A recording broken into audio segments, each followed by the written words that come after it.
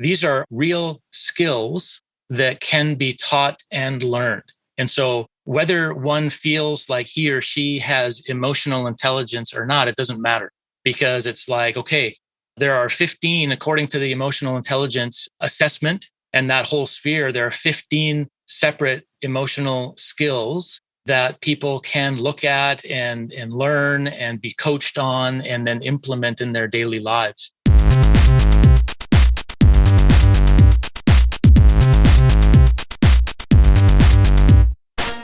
Welcome to Evolved Radio, where we explore the evolution of business and technology. I'm your host, Todd Kane. When it comes to delivering cybersecurity services to your clients, there's a lot to consider, even more at stake. Firewalls and antiviruses don't provide enough protection, and adding more tools to an already complex tech stack is expensive and difficult to manage. The Field Effect Partner Momentum Program and the award-winning security portfolio solve these issues by enabling MSPs to deliver complete cybersecurity protection, unlock new revenue streams, simplify operations, and stand out from the competition.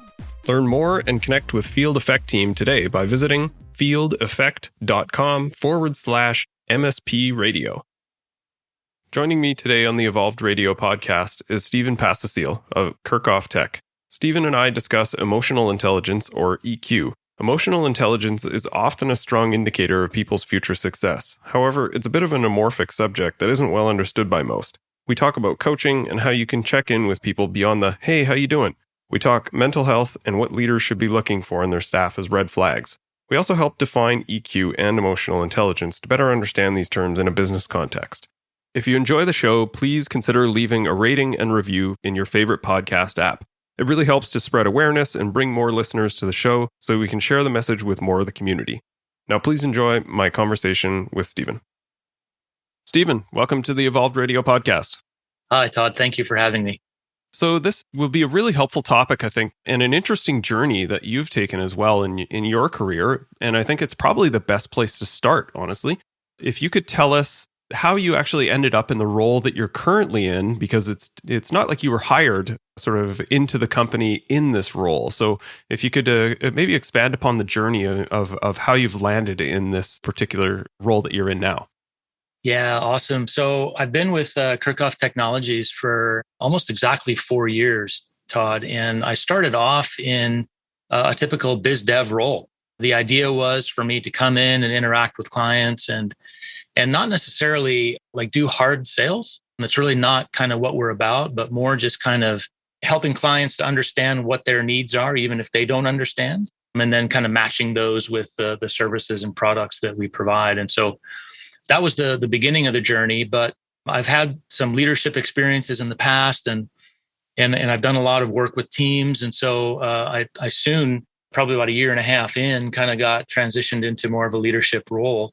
Up until about 2 years ago was president, but taking a different turn now. And it's probably the approach that I took in my my leadership roles was always a coaching role. So whether I was having a conversation with a client or a team member, it's always the approach that I took is to have that coaching role. And so we've also, just based on COVID and what's been going on in the world in the last probably year and a half, just seeing a real need to help teammates and clients engage at that level, kind of at that coaching level, to help them navigate all the nuances of what's going on in the world around them, the stresses of work. We made this strategic decision to move me into a role dedicated solely to that. And so been in that role for probably about 6 months now, and been building a lot of content and kind of strategizing how do we fit this into our current model without it being a distraction from the other goals that we're trying to achieve. So it's a journey that we're still on, but that's kind of the abbreviated version of how we got to where I am today. Sure. How much of this was born out of like the sort of the COVID circumstances? Was that the sort of a force that created this role, or do you think that this would have come about regardless based on trajectory? I believe it would have come out anyway. It's something that Wim Kerkhoff, our CEO, and I have been talking about for a number of years. In fact, I went ahead and upscaled in terms of professional development. I got certified in emotional intelligence probably about 2 years ago, I think. So we were already kind of on that trajectory. I think COVID and all of the things that resulted from that event and are still happening we're just further evidence that this is the direction that we need to be taking. Yeah, no, that makes sense. I'm really curious sort of what you're seeing and how you're actually applying this support role, I suppose, to the staff that you have, because I think there's a lot to be learned here. I think there's sort of two things that I'd like to kind of hear your thoughts on. One is, how do you actually recognize that someone may be struggling if they're unaware of it? And this is something that I felt that I've seen in the groups that I've been working with, is that the individual staff, if someone sort of puts their hand up or demonstrates some behaviors that shows they're struggling, then sure, you can absolutely help them in that capacity. And I think that's a huge portion of what leadership should be doing. But what I've also noticed is that there are people struggling that are basically unaware of it themselves. So they may be demonstrating some behaviors, but they may not be. So I imagine you've sort of seen both of those scenarios in the work that you're doing. How are you approaching this more on a global level with everyone and doing a bit of a check-in to see, how are people doing really? Not just sort of, hey, how you doing? Yeah, good. That type of approach, right? And then how are you identifying the people that may be struggling but are consciously unaware of it?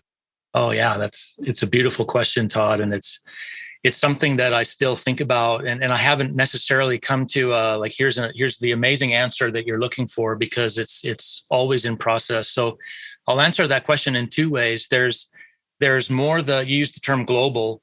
When I think of the term global, I think of all the information that's even beyond Kerkhoff Technologies, or for people who are listening to this podcast, even beyond your circumstance or your context.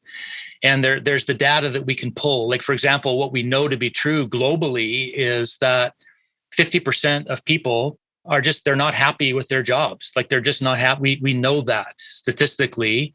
And less than 50%, but very close, don't find meaning in the work that they do. And so it's easy for me to go to our team at Kerkhoff Technologies and say, here's what the data is telling us. We don't know if this is true of you or not, but it's a conversation starter.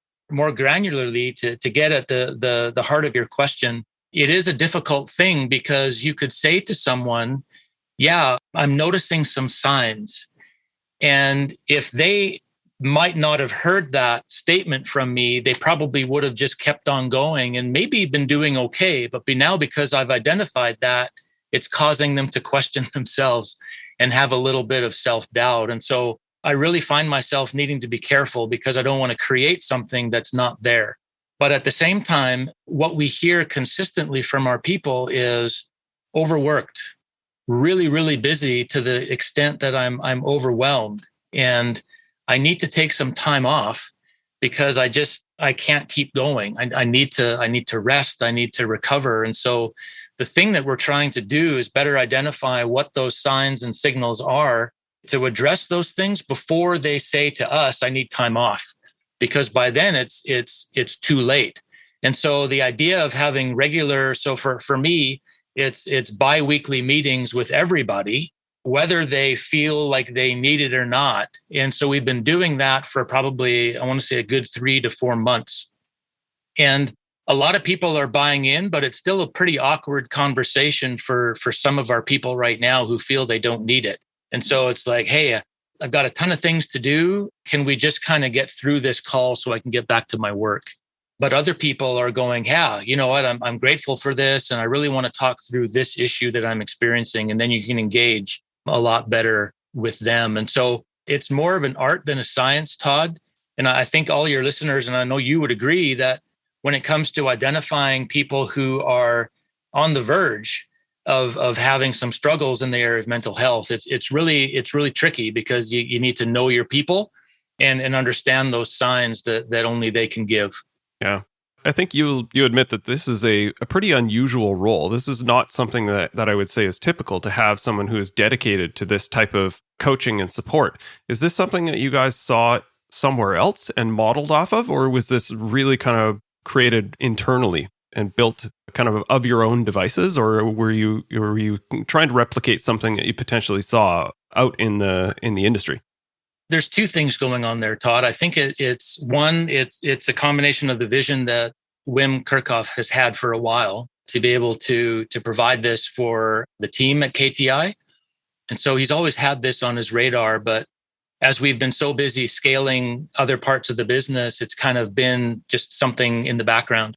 The second thing I would add is the idea of mental health and overwhelm and burnout. Those things are very real in my experience and also Wim's experience. And so because we this is not just an academic exercise because it seems to be the hot topic now. We've experienced our own seasons of overwhelm and burnout. And so we're able to speak into this from firsthand experience. And so, and I mentioned before at the start of this conversation, it's something that I just bring to every conversation anyway, because it's who I am. And so I've always been messaging Wim that, this is kind of really what I'm passionate about. And could there be some kind of a role for me in this area? Okay. Yeah, that's great. Maybe spinning back to maybe some of the practicals that people could leverage here as well. I agree. I think this is an issue that is pervasive, but also somewhat insidious. Like it to some extent, it's invisible and visible if you're looking for the right things, I suppose. Now, recognizing not every team is going to be able to dedicate someone like yourself to championing this within the organization, what are some of the things that you would maybe suggest or recommend people consider? Is it just, having a bit of a workshop or bringing people together for an open conversation about this? Should it maybe be approached on a more individual level? Like, how would you broker this conversation in order to sort of crack this thing open for within your company? Todd, one of the things I'm really dedicated to is to try to make the whole idea of emotional intelligence accessible for people. Because to me, emotional intelligence can, even the name itself, the idea of intelligence can lend itself to being much more of an academic exercise that's very hard, like you said, to access it and to make it practical. And so I like the idea of resilience, because it's one thing to just kind of talk about emotional health and mental health, but it's another thing to then take it to the next step like you've done and say, well, what do I do with this? And how do I make it real? And so the thing that I like to say to people right off the bat is it has to go beyond just a conversation of understanding and helping people understand that these are real skills that can be taught and learned. And so whether one feels like he or she has emotional intelligence or not, it doesn't matter, because it's like, okay, there are 15, according to the emotional intelligence assessment and that whole sphere, there are 15 separate emotional skills that people can look at and learn and be coached on and then implement in their daily lives. I like to narrow it down a little bit because 15, that's kind of a daunting number, but the idea is that don't be afraid of a conversation about emotional intelligence, because let's have a very practical discussion about things that you can do in your life right now, habits that you can implement, things that you can practice in your conversations with people at work and at home, habits in your personal life, whether it comes to nutrition or rest or exercise and all of those types of things. These are things that can be learned. So it's really trying to reframe the discussion away from an academic understanding of it to more of boots on the ground. And so the thing that I would say to your question is absolutely yes, workshops with people who are open to the conversation, or even if they're not, to be able to say, okay, here's some takeaways. Here are some things that you can work on starting now to become more mentally and emotionally resilient in your life, so that you can have more meaning and a positive experience in your job. So yeah, workshops, very specific conversations that go beyond the, hey, how's it going? But more, okay, I've noticed this very specifically, what's going on there? And then making sure that you're working through with some skills to help that person move through that journey. So, Stephen, you mentioned emotional intelligence a couple of times, and I'd like to maybe sort of broaden this or define this a little bit.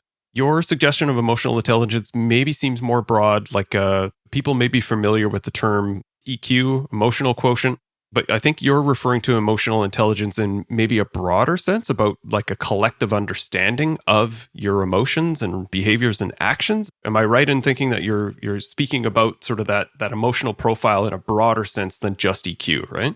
Yeah, you're perceptive, Todd, and yeah, so there's the actual, like you mentioned, emotional quotient, which is an assessment that one can take, and then they get the result, which gives them a score like most assessments do. And then someone who is an emotional intelligence coach can then go in and help navigate the results of that assessment.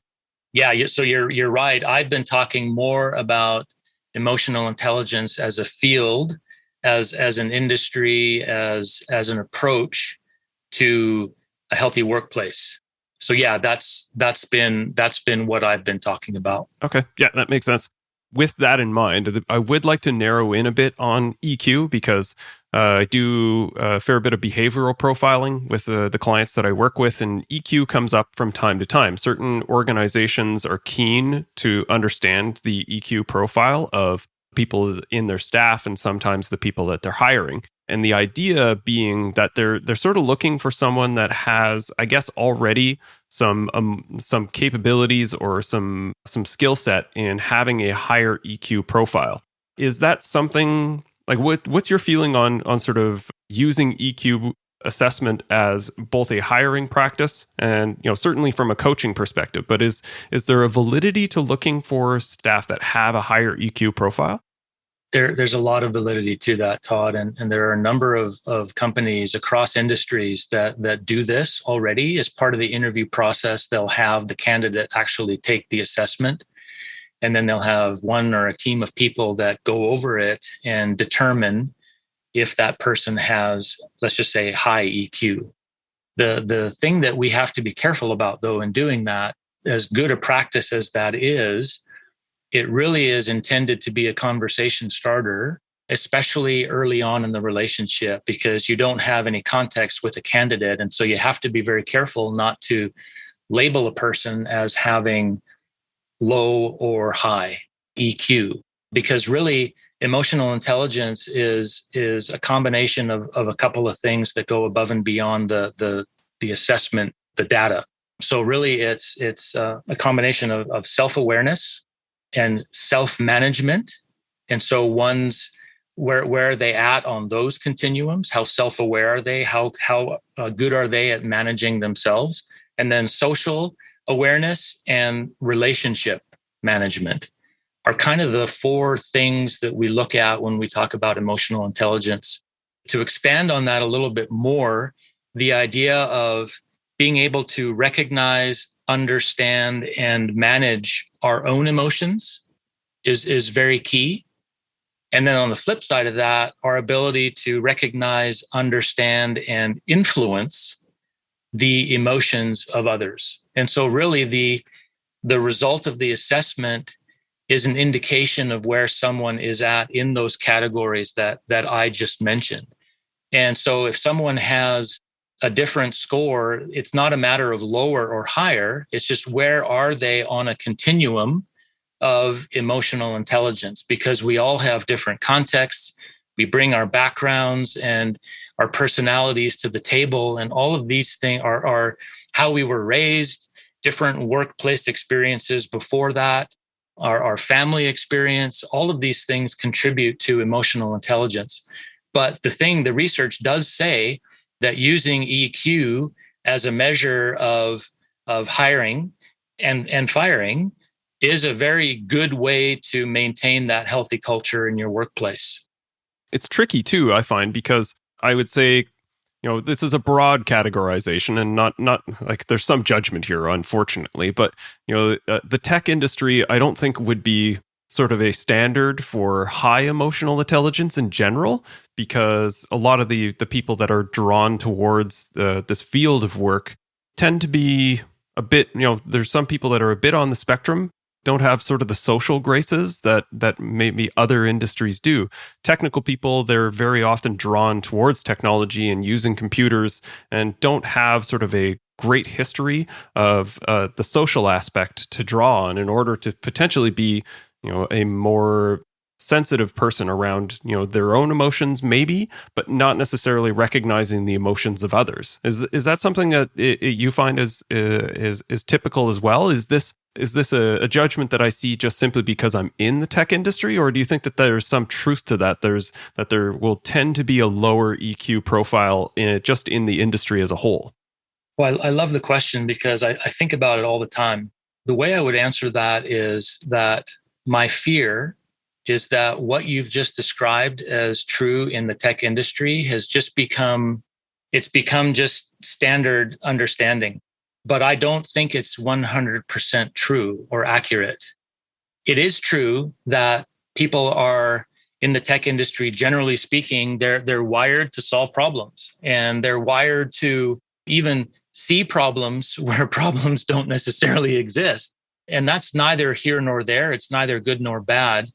But in the tech industry, we still have emotions just because we think in a different way, or we're wired more to just put our heads down and leave me alone and let me do my work.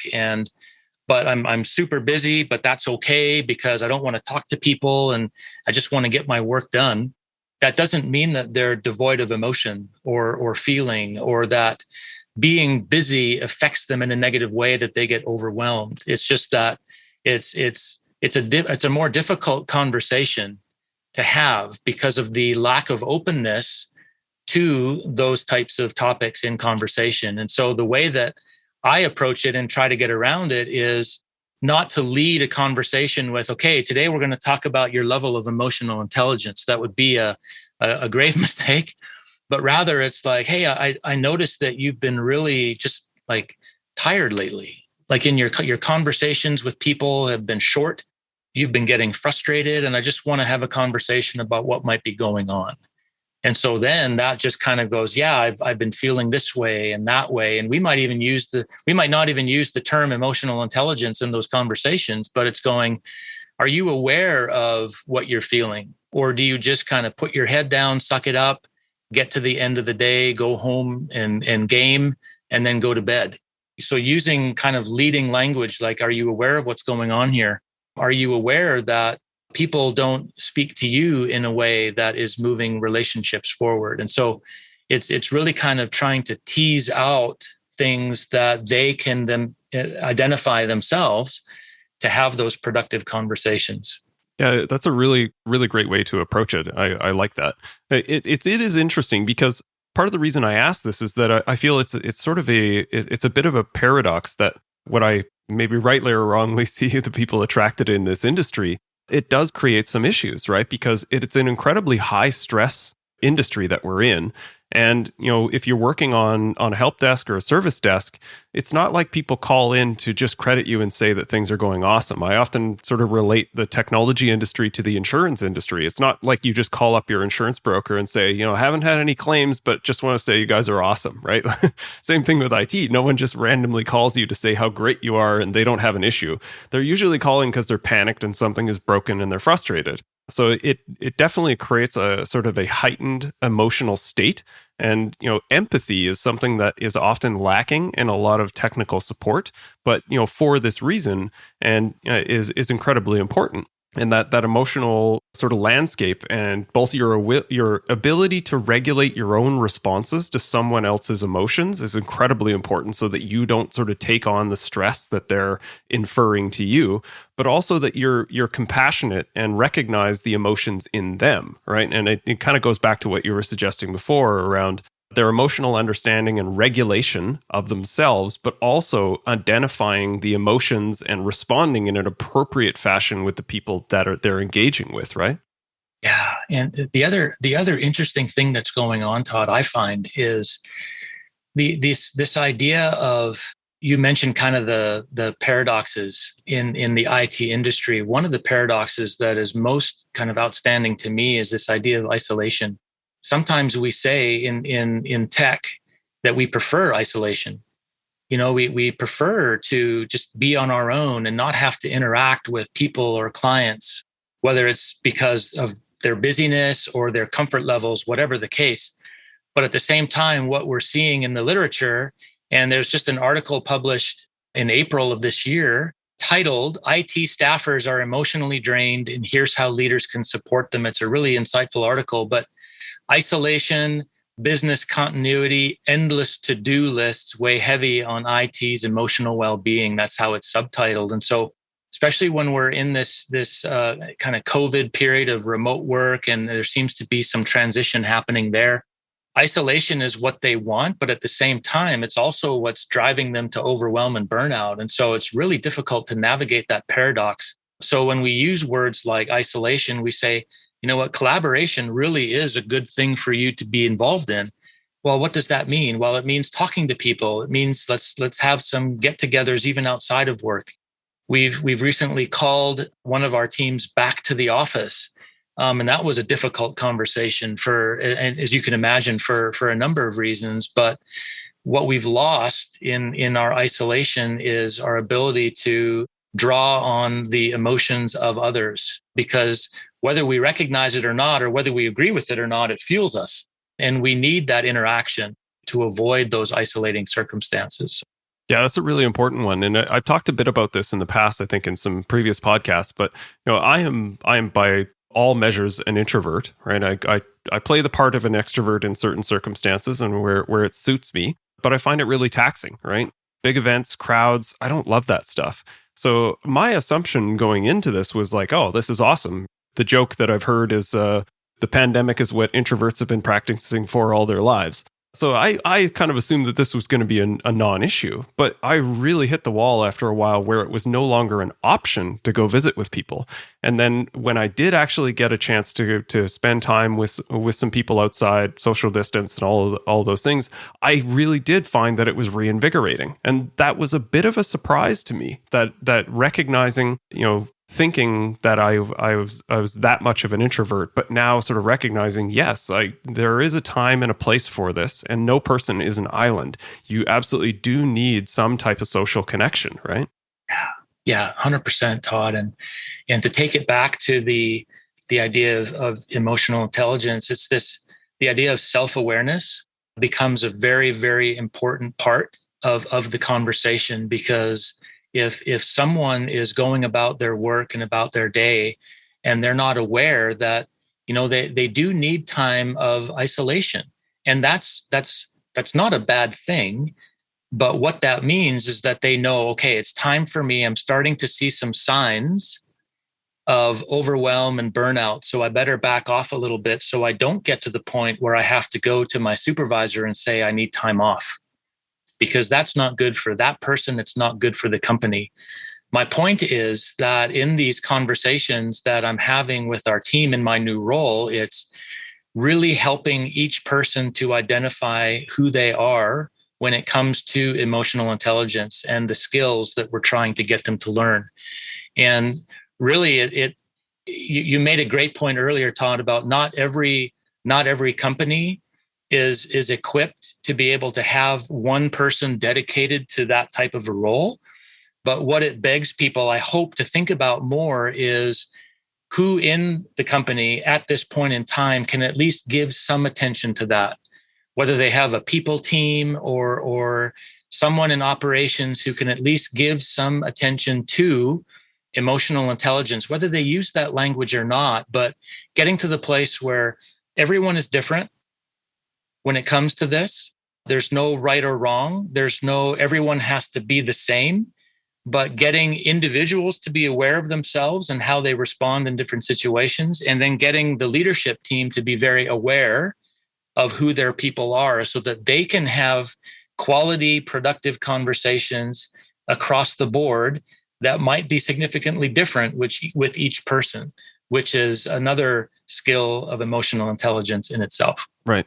So I want to maybe switch a bit to the coaching aspect of this, because if someone is maybe a bit on the low end of the EQ scale and could use some support, and quite frankly, I've coached some people in this context around someone who, there's a term called amygdala hijack around EQ, which is sort of a term for describing, the more base part of your brain, the emotional response mechanisms kick in and override the prefrontal cortex, and you just respond to things without thinking.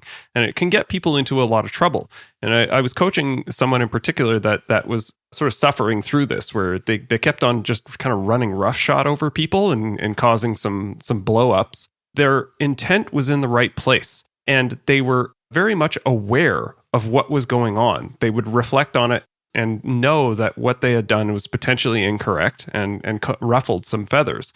But I found it actually quite difficult to coach on this because of exactly that. Like the person knew exactly what was going on. So in the coaching, we tended to focus a lot on physical recognition of what's happening, right? So I tried to teach them to understand, like when you feel flushed in the face or you start to clench your jaw, that's a physical response that you're about to explode on someone. And you need to kind of be aware of those and kind of intercept that hijack and modulate your response in certain circumstances. Or just simply the fact that if you do blow up on someone, you have to be sort of emotionally aware of the impact of that and go back to the person and say, look, that was totally inappropriate. I acted in a way that I'm not proud of, and I apologize. I'll try to do better in the future. So, what are your thoughts around that's sort of my experience in coaching around EQ. Like, have you worked in those circumstances where you're trying to help someone to improve their EQ score? And how do you go about that? Yeah, so there's two things that I would say to that, and you've described it very perfectly, almost a daily occurrence where people are busy, they're high stress, and so you're right. The natural response when we're threatened, or when the perception is that we're being threatened, is we just react, and we shut that amygdala off and we just respond. So you've described it perfectly. The two things that I would say is when we talk about an EQ score that comes out of the assessment, it's probably not a good idea to say, okay, what do you need to do, or what can we do to help you get better, or what can we do to help you avoid? Rather, it's more of a dialing up certain areas or dialing back. Because to go to someone, it's very difficult to have a conversation with someone to say, wow, according to this EQ assessment, you suck at self-awareness, or like you're really bad at this. Like that's not helpful at all. No. And so really it's more like, hey, you're really, according to the assessment, you're really high in these areas and you're lower in these areas. You know what? It is what it is. And in fact, let me share with you my results from my assessment. I happen to be really high here and really low here. You know what? It is what it is. But let's help each other recognize kind of where we could get tripped up in our daily conversations and know what we need to dial up or dial back a little bit. And so the second thing that I would say in answer to your question is, one of the strategies that works really well for us in our environment is, okay, when you have a situation, Todd, you just referred beautifully to like the physical things that kind of like the flush, or, we clench our fists a little bit because we just know that an emotional reaction is coming. Pause, take a breath, and be okay in the moment with that awkward silence, and allow yourself to just feel and experience what's going on. And then after you've had a chance to kind of take a breath and collect your thoughts, your blood pressure lowers, your fists unclench, then have a response to that. And even if you can say to someone, you know what, I want to respond to that, but I'm not ready to, but I'd like to respond later on. Like, those are very healthy, positive things to do in conversation, but we don't tend to do that because of how we're wired. And so, but to another person, so that might be a strategy for one person, but to another person, it might be, in addition to like take a breath, but it's more of a, okay, maybe what you need to do is, if you're having repetitive, difficult conversations with someone, before you even start to have a conversation, maybe rehearse in your own mind the many different ways that conversation could go. So if it's really difficult and they respond to you in a way that gets your fists clenched, rehearse what you might say in the moment to diffuse the situation, so that you're not relying on just whatever your brain and your heart and your emotions tell you in the moment, which sometimes derails conversation. So the idea of taking a breath for someone, or coaching someone to rehearse potential responses in a difficult situation, are helpful things that I've used. Yeah, I like that one a lot. I've suggested that in the past as well. If you recognize that your response is not going to be productive in the conversation, just telling the person that and say, look, man, like, I don't think I'm in the place to have this conversation. Give me 10 minutes and I'll get back to you. I think is a perfectly mature response. I think the first time that someone hears that, they're going to be like, what? Okay. but they would actually appreciate that after the fact of like, okay, now we can actually have a conversation about this rather than just this stirring an argument as well, right? The other part that you sort of touched on there that I'll comment on that it is probably a whole other podcast is breathing and breath work is something that I've gotten into as sort of a course of the pandemic, which has been absolutely game-changing, really, really kind of foundational to some of my self-care practices now as well, which has been really, really incredible. And breathing has an incredible capability in interfacing with the mind and the body. It is a game changer, Todd. It's surprising once you get through the awkwardness, like you alluded to. It's so helpful, and it even like a 10-second exercise changes absolutely everything. And the amount of clarity that one can get in that short period of time can prevent untold number of crises and difficult events in the future by just forcing yourself. And that's where we talk about emotional skills. That would be a skill that could be learned to help one dial up those very specific emotions and dial back some of the others that aren't as healthy. Yeah. Well, this has been awesome, Stephen. Really appreciate you coming on to chat a bit about this. I think it's something that I think will become a lot more prevalent in more teams and organizations. I think some of this, we have to look for some of the silver linings that the pandemic has produced. And one of them being the digital transformation and the ability to work from home. But it does come with some dangers, including isolation and some stilted responses on sort of the emotional scale. And I think it's really, really great that you guys are taking this so seriously and making it a foundational part of your organization to sort of intentionally reshape the landscape when it relates to the emotions and sort of serving people and how they can better perform within an organization. I think it's really amazing. So credit you guys for what you're doing and appreciate your time. Oh, I appreciate it, Todd. Thanks for your leadership and loved having this conversation. And we really are passionate about it. It's a work in progress. And we really are not just committed to our own team, but we're committed to providing this as a service to our clients as well. And so we're happy to have conversations with anybody who would like to learn more about this field and approach. So happy to have those conversations for sure. Okay. Well, we can link out on the show notes page. Is there anywhere in particular that you would suggest people look to connect with you? They can find me on LinkedIn, but if they want to get a hold of the office directly, they can email me at stephen@kerkhofftech.ca, and I'm happy to connect that way too. Awesome. Great, Stephen. Have a good one. Thanks, Todd. You too.